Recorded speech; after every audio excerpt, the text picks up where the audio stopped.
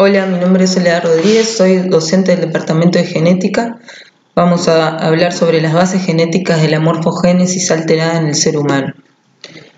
Empezamos por definir anomalía congénita, que es un término que implica un defecto, ya sea estructural o funcional, que está presente al nacimiento. Es una categoría heterogénea que no especifica la etiología del defecto ni tampoco implica un periodo del desarrollo particular en el cual ocurre la anomalía.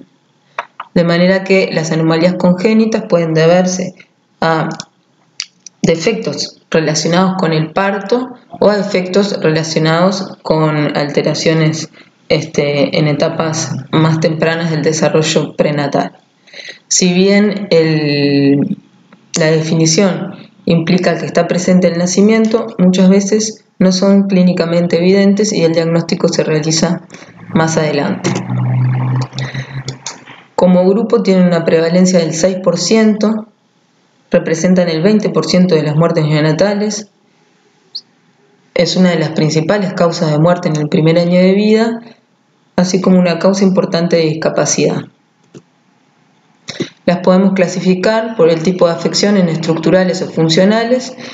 En las estructurales está afectada la composición física de alguna región del cuerpo y en las funcionales lo que está afectado es el funcionamiento de una o más partes del cuerpo.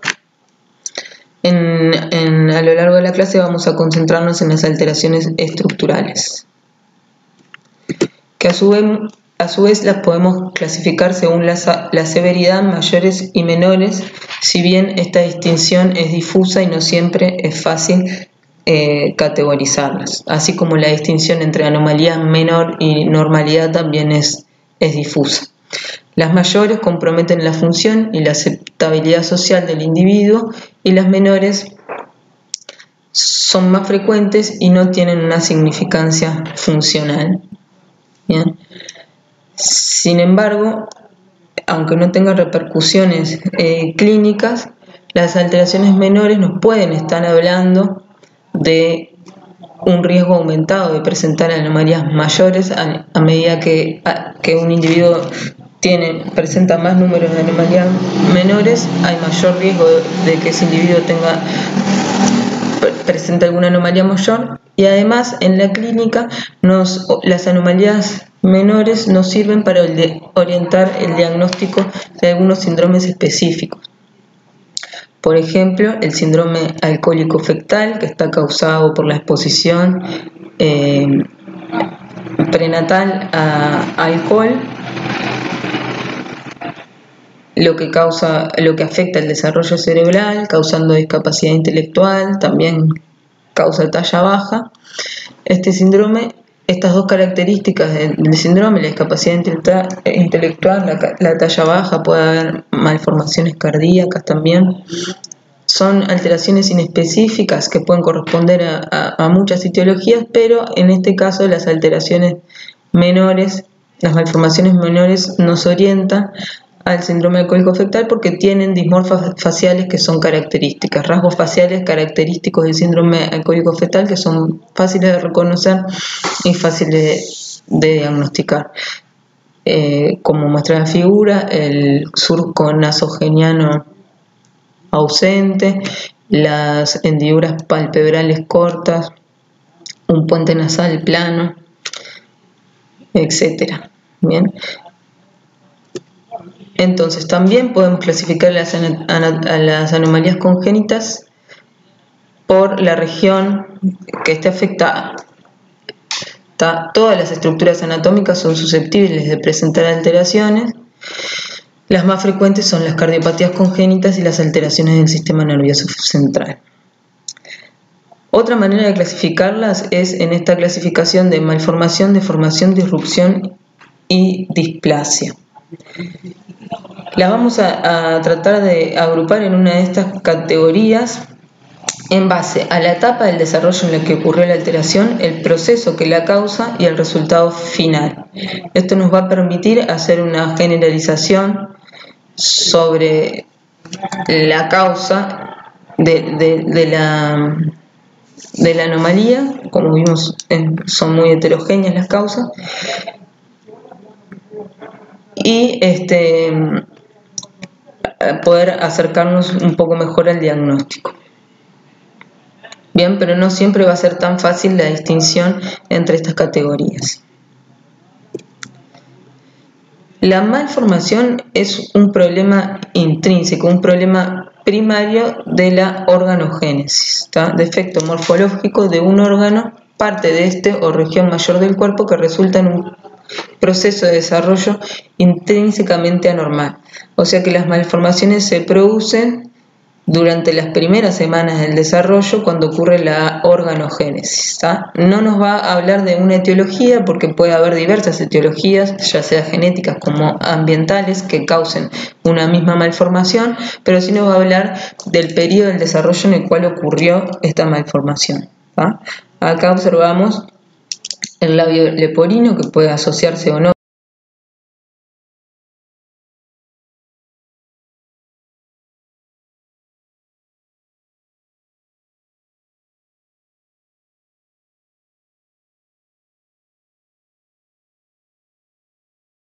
la calidad de vida del individuo, con dificultad en la alimentación, puede ocasionar un trastorno del lenguaje y implica una corrección quirúrgica. Vamos a ver más adelante cuáles pueden ser las etiologías del labio leporino. Ahora continuamos con los ejemplos. Otra categoría es la deformación. Es una forma, aspecto o posición anormal de una parte del cuerpo que resulta de una fuerza mecánica normal ejercida sobre el feto. Indica una fuerza mecánica que actúa sobre una estructura durante un periodo prolongado, pero es un periodo posterior a la organogénesis. Es una estructura que ya se desarrolló y que sobre ella actúa una fuerza mecánica que hace que distorsiona su configuración, provoca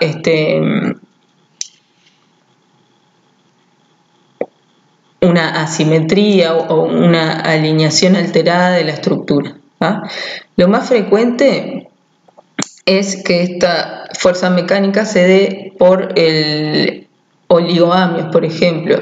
Es poco líquido amniótico que hace que el feto esté apretado en la cavidad uterina contra las paredes del útero, y eso hace que, por ejemplo, se alteren las articulaciones, como vemos ahí en la figura. Por ejemplo, los embarazos gemelares también pueden presentar deformaciones los fetos debido también a la compresión de algunas estructuras.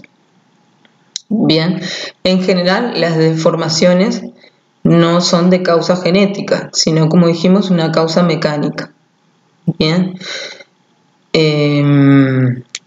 si bien a veces no es fácil distinguirlas o pueden estar ocasionadas por causas genéticas debido a que algunas distrofias musculares, por ejemplo, como ya la propia estructura es más sensible a las alteraciones mecánicas, pueden presentarse deformaciones, no por un desarrollo intrínseco, o sea, por una deformación extrínseca, pero que está predispuesta por una alteración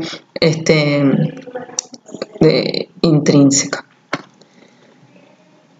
Bien, pero la mayoría de las veces la deformación a su vez también es reversible. Por ejemplo, el pie equinovaro se puede revertir con férulas que se aplican en los primeros meses de vida y hasta años. La disrupción es un efecto morfológico de un órgano, parte de esta región mayor del cuerpo, que resulta de una alteración extrínseca que destruye un tejido que se ha formado correctamente o interfiere en un proceso del desarrollo normal.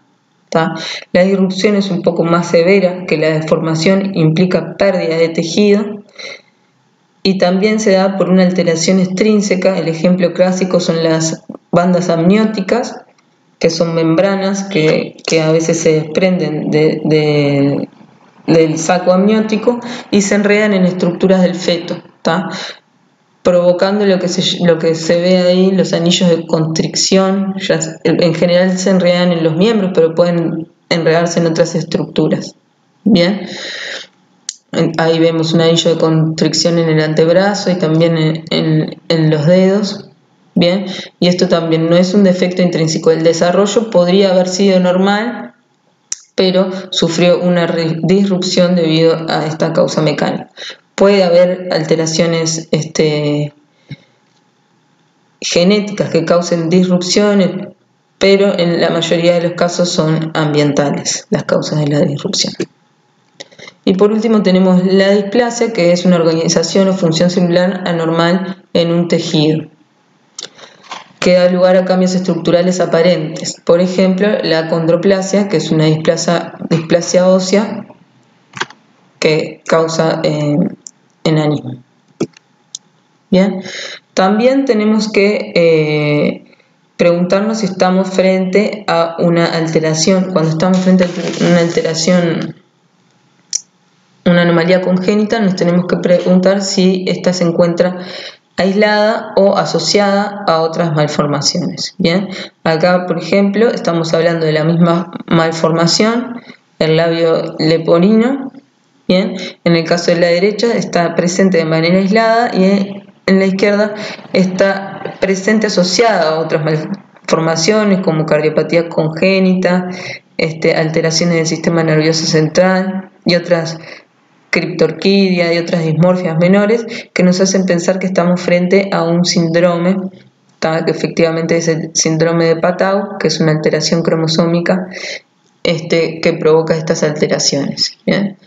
Entonces, no es lo mismo si nos encontramos frente a un labio leporino o paladar hendido aislado, porque ahí la etiología y el estudio del individuo va a ser distinto, porque la mayoría de los labios leporinos son de causa multifactorial, esporádicos, cuando son aislados, o si esa alteración asocia otras alteraciones, otras anomalías. Entonces, cuando estamos frente a un individuo que presenta malformaciones congénitas múltiples, ahí es importante hacer la distinción si son parte de una secuencia o de un síndrome.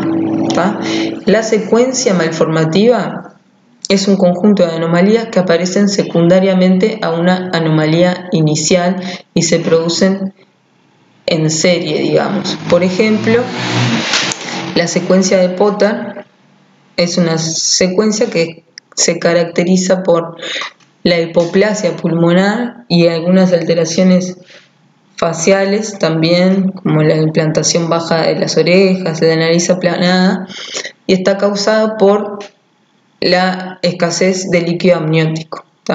El defecto original, por lo general, es una alteración a nivel renal. Puede ser una agenesia renal, puede ser una patología obstructiva, sobre todo en los varones, las válvulas uretrales son frecuentes, puede ser una poliquistosis renal, que lo que hace es que esos riñones no funcionen y por lo tanto no se forme líquido amniótico, se produzca un oligoamnios y no se pueda desarrollar de manera adecuada el feto en la cavidad uterina. La severidad sobre todo está dada por la hipoplasia pulmonar.